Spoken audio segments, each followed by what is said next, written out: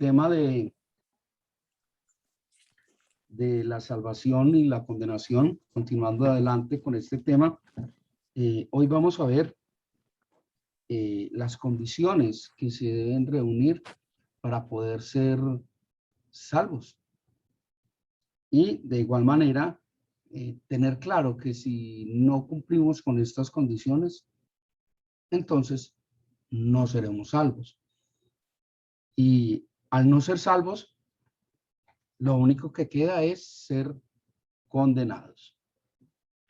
Entonces, continuando con el tema, la reunión próxima anterior vimos que esa salvación solo era posible a través de Jesucristo.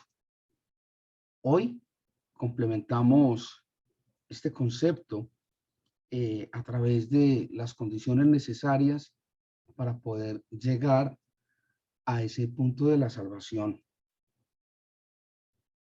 Respecto a esto hay varios tabúes.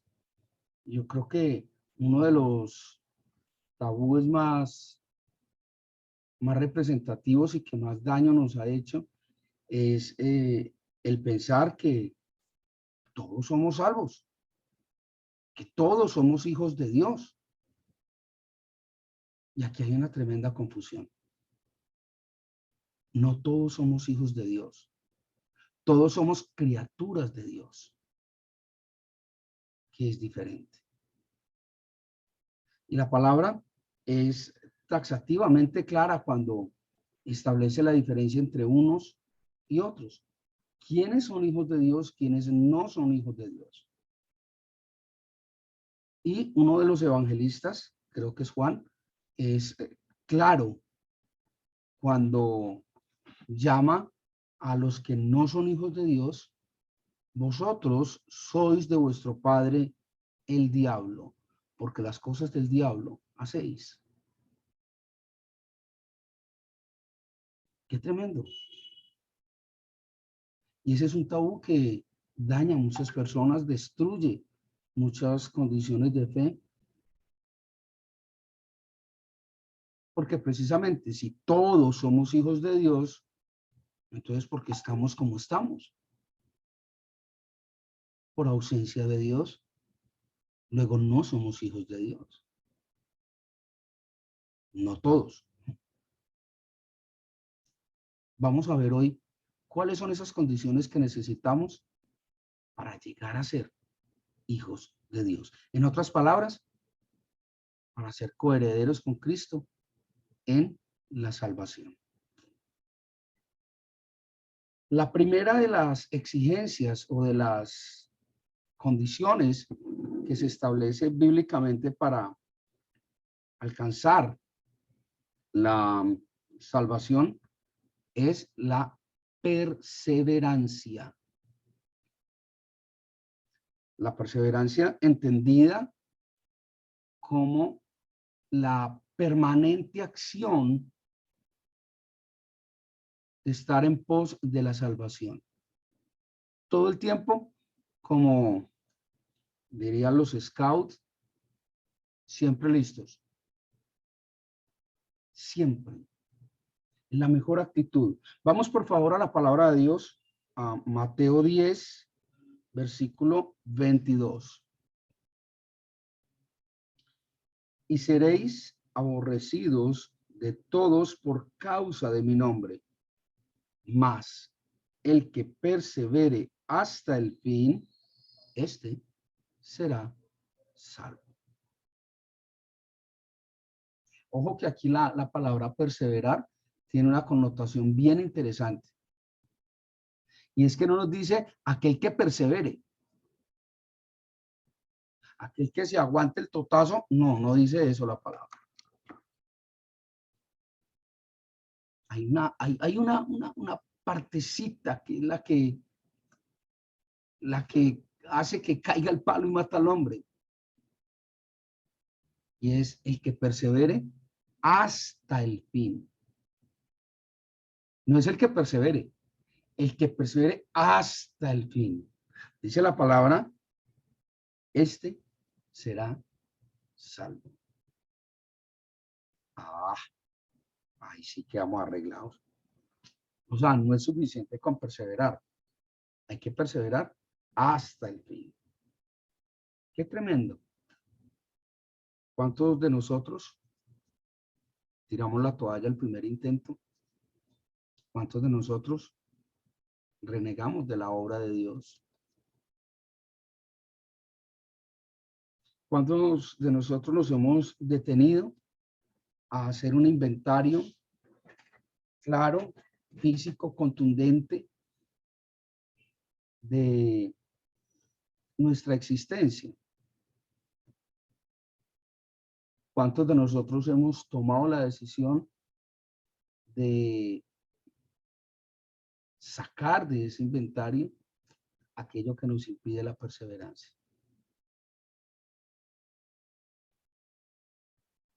¿Cuántos nos hemos confrontado a sí mismos para poder determinar que hay algo que entorpece nuestro caminar en Cristo?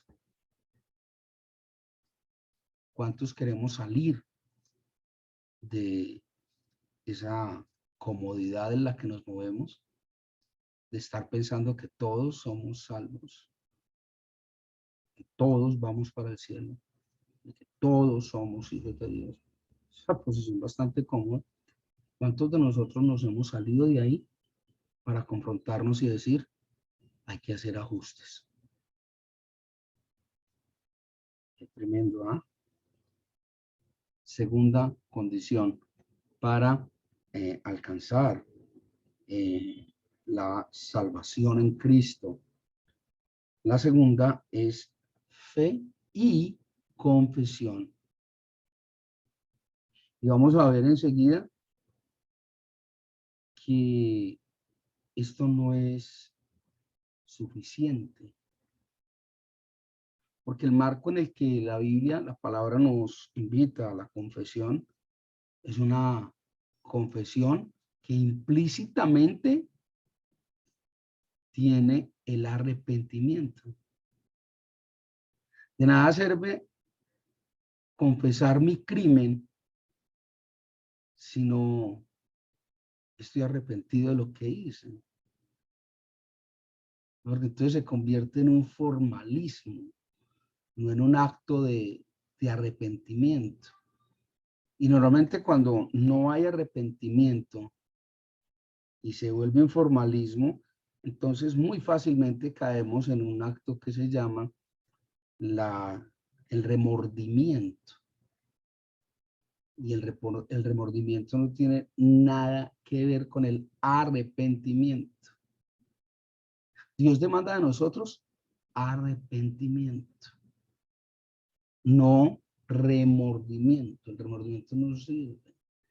El remordimiento es un mal chiste contado por el diablo en nuestro oído.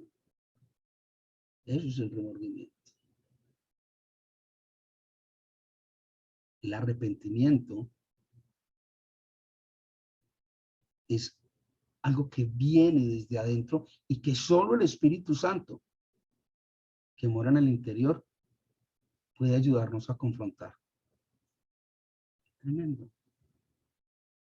¿Será que si escuchamos al Espíritu Santo o lo acallamos y buscamos cualquier cantidad de excusas y de referentes para poder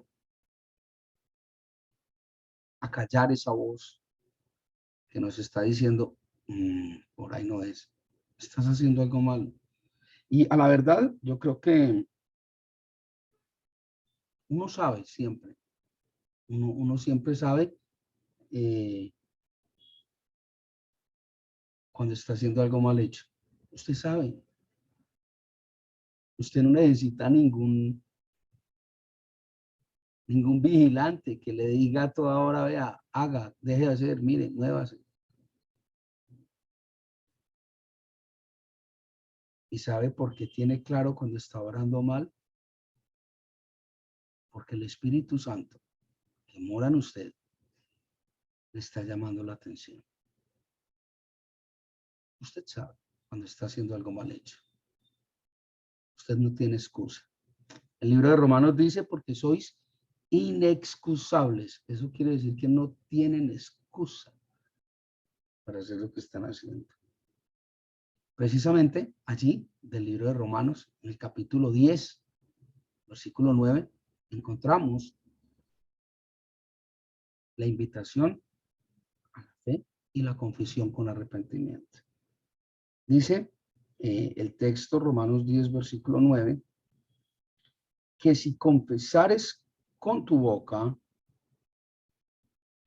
que Jesús es el Señor y creyeres en tu corazón que Dios le levantó de los muertos, serás salvo. Entonces, ya habíamos hablado en un encuentro anterior de que esta confesión que plantea es una consecuencia de la fe, no es al revés. No es que si yo confieso, entonces soy salvo.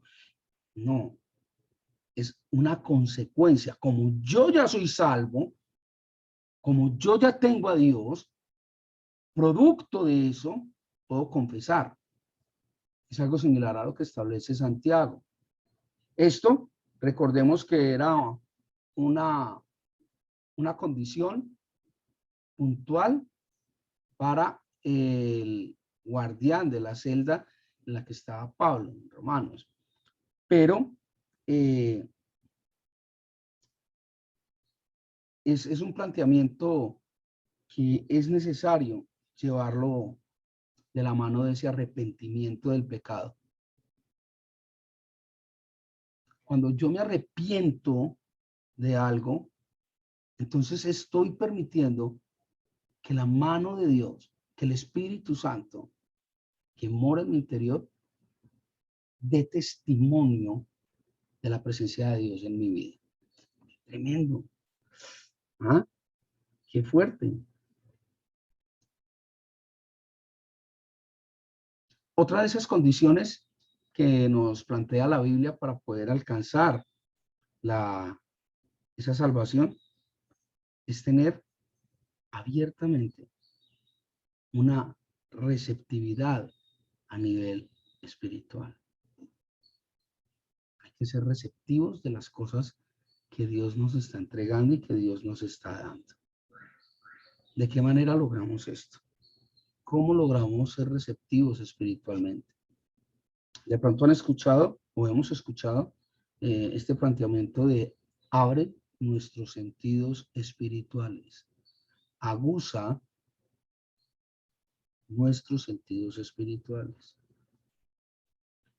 ¿Y por qué pedir algo así? Porque solamente cuando yo estoy atento espiritualmente puedo percibir, recibir, asimilar esos planteamientos, esos mensajes de tipo espiritual que Dios quiere entregarme.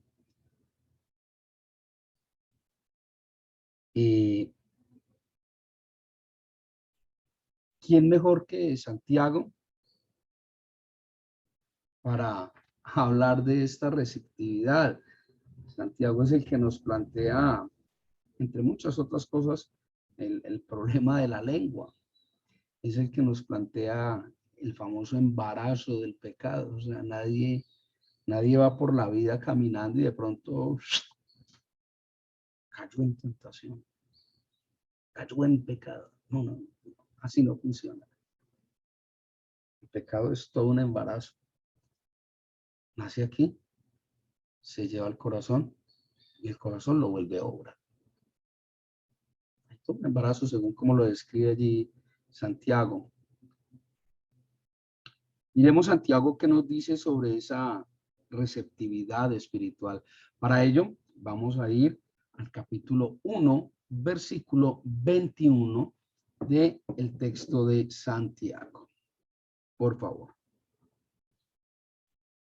Dice en la versión Reina Valera, por lo cual, desechando toda inmundicia y abundancia de malicia, recibid con mansedumbre la palabra implantada, la cual puede salvar vuestras almas.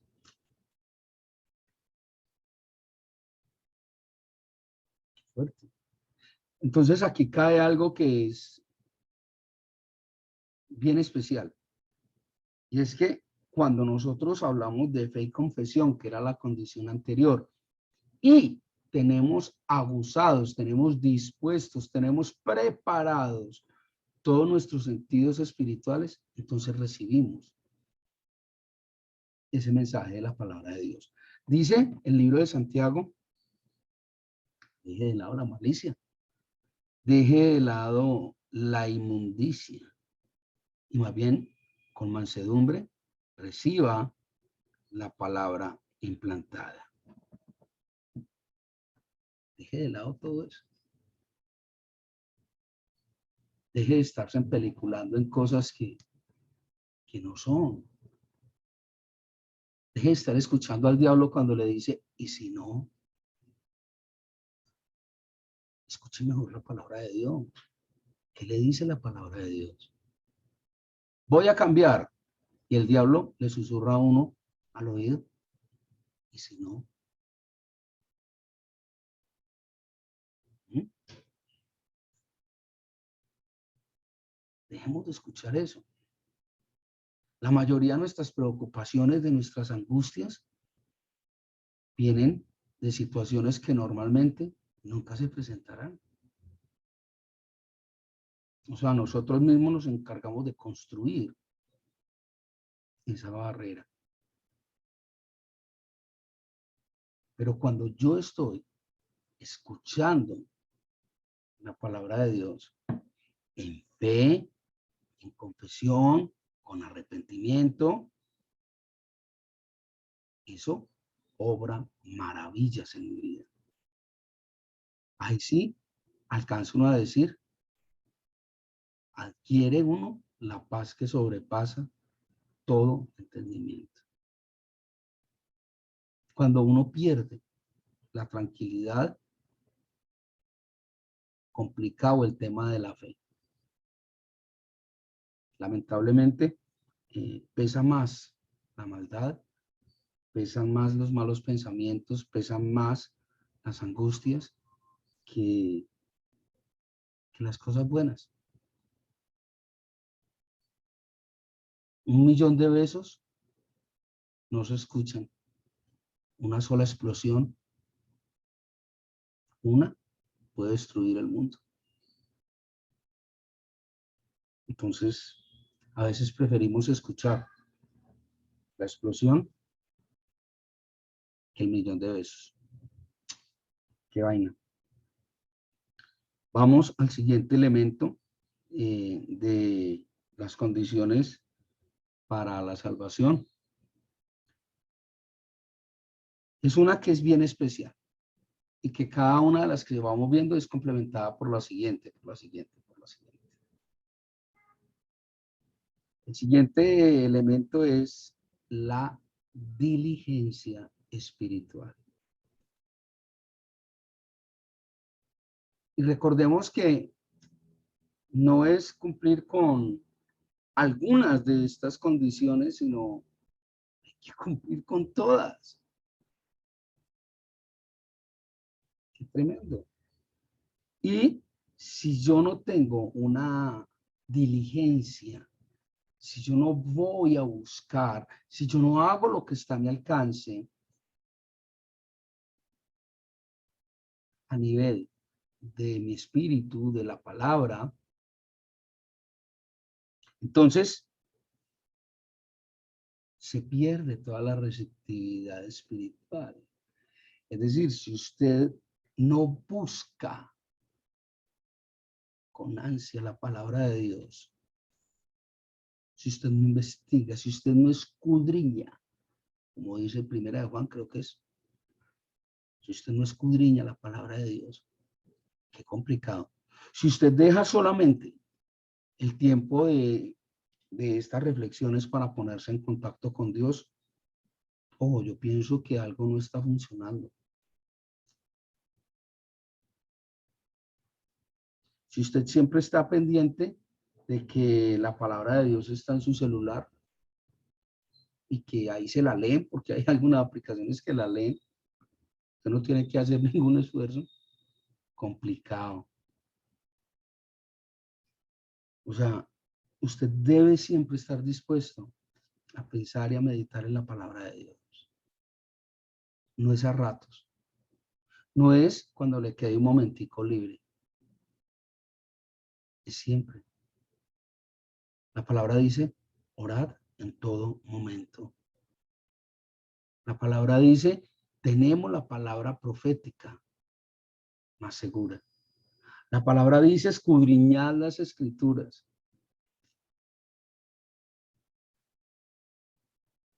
¿Qué estamos haciendo de todo eso? ¿O nos limitamos a que, en este caso, como en muchos otros,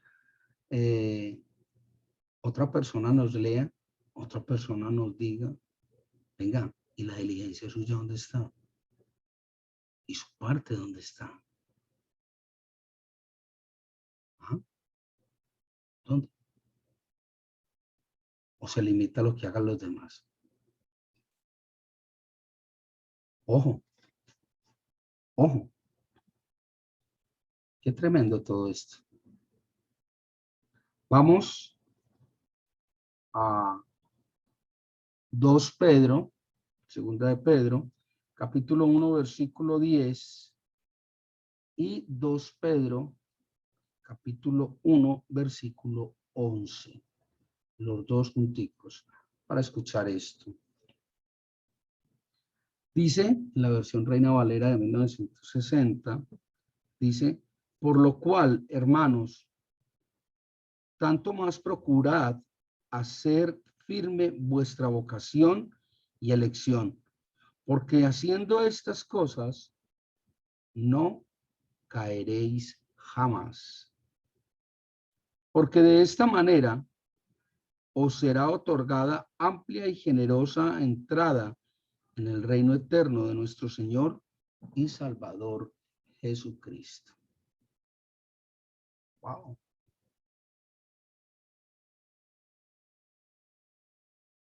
¿Hasta dónde estamos siendo diligentes con el proceso? ¿Mm? Wow. ¿Hasta dónde estamos teniendo esa buena diligencia, esa buena disposición espiritual, ese buen ánimo de hacerlo bien hecho? ¿Hasta dónde? Yo creo que vale la pena repetirlo. Es muy fuerte, es contundente realmente. Por lo cual, hermanos, tanto más, procurad hacer firme vuestra vocación y elección, porque haciendo estas cosas no caeréis jamás. Si usted anda pendiente de las cosas de la palabra, si usted permanentemente está atento al mensaje, permanentemente dice la palabra, no caeréis jamás.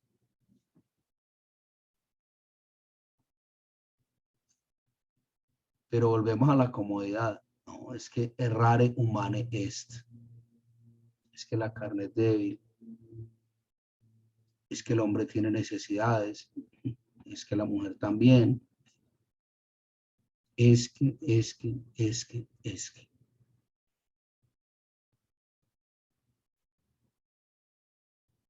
¿Mm?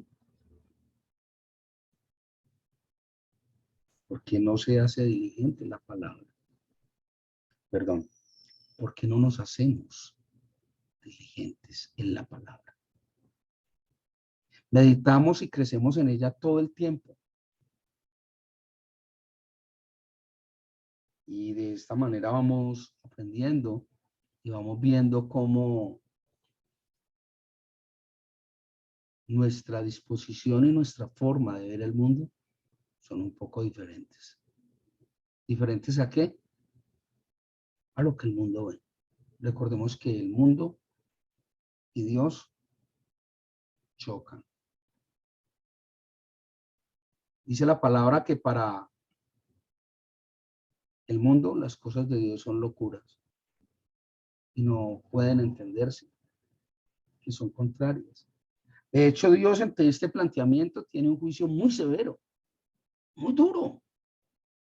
Dios dice en su palabra, aquel que es amigo del mundo se constituye enemigo de Dios.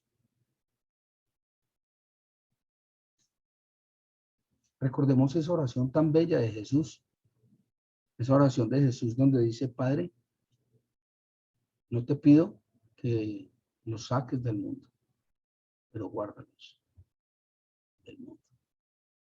Porque ellos están en el mundo, pero no son del mundo. Tremendo. ¿En cuántas ocasiones nosotros no preferimos el mundo a la palabra de Dios? Yo creo que eso no es diligencia. Hay que tomar decisiones. Hay que cerrar polígonos. Hay que hacer ajustes en nuestras vidas. Hay que hacer cambios. Y hay que hacer cambios que para nada son fáciles, que para nada son, ni siquiera son simples. Hay que cambiar nuestro chip mental, hay que cambiar nuestra forma de vivir y ver el mundo. ¿Cómo? Con la diligencia en la palabra de Dios. Wow, es lo que hemos visto durante todo este tiempo, todo este rato. Acabamos de leer, dejando de lado toda malicia. ¿Sí recuerdan? Deje de lado todo eso, deje de estar escuchando el mensaje del diablo. Escuche la palabra de Dios. La fe es por el oír y el oír por la palabra de Dios. El último de los requisitos o de las condiciones para alcanzar la salvación, si por cualquier razón se nos termina el tiempo, les pido el favor de que nos reconectemos con el mismo link, aunque ya vamos a terminar. El último de los requisitos, les decía, para poder alcanzar la salvación, es la limpieza espiritual. Y aquí sí que caemos todos y nos enredamos. Aquí sí es donde cae el palo y mata al hombre. Qué tremendo. Limpieza espiritual. Yo creo, como diría alguien en alguna ocasión, que si nuestra vida estuviera en una película, en un DVD, en un CD, no sé, y la exhibieran así públicamente en el cielo, ahí sí, como dicen los muchachos, uy, parce, qué embalada.